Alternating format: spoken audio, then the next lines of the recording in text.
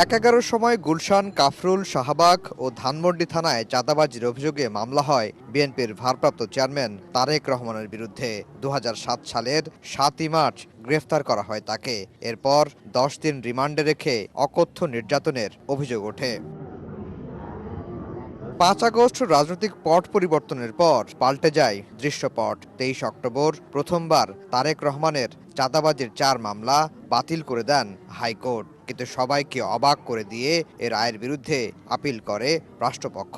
রোববার শুনানির শুরুতেই রাষ্ট্রপক্ষ জানায়, চাঁদাবাজির অভিযোগ আনা হয়েছে তারেক রহমানের বিরুদ্ধে, কিন্তু এই টাকা কোথায় গেছে তার কোনো উৎস মেলেনি। আইনজীবী সর্বোচ্চ আদালতকে জানান, এটি সেই মামলা যে মামলায় গ্রেফতার করে কোমরের হাড় ভেঙে ফেলা হয়েছিল তারেক রহমানের। পরে ৪ মামলা বাতিলের রায় বহাল রাখেন আপিল বিভাগ। মামলাগুলোর কোনো আইনগত ভিত্তি ছিল না, ইনগ্রেডিয়েন্টস ছিল না, যে কারণেই মামলাগুলো বাতিল করা হয়েছে।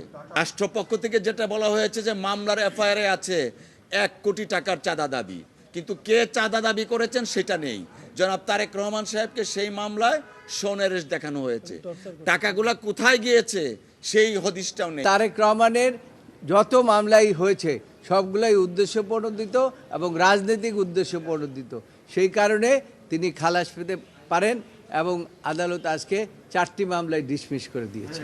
বিএনপির আইনজীবীরা বলছেন, আরও ১৮-১৯টি মামলা খারিজ হলেই সব মামলা মুক্ত হবেন তারেক রহমান। ৩৬টা মামলা ইতিমধ্যে খারিজ হয়ে গেছে, এখন গোটা মিলিয়ে মানে ধরেন ১৮-১৯টার মতো মামলা আছে। দেশে আসার বিষয়টা উনি প্রয়োজনীয় পদক্ষেপ যথাসময়ে নেবেন। ২০০৮ সালের ১১ই সেপ্টেম্বর কারামুক্ত হয়ে চিকিৎসার জন্য সপরিবারে লন্ডনে যান বিএনপির ভারপ্রাপ্ত চেয়ারম্যান তারেক রহমান। সেখান থেকেই দলকে নেতৃত্ব দিয়ে আসছেন তিনি।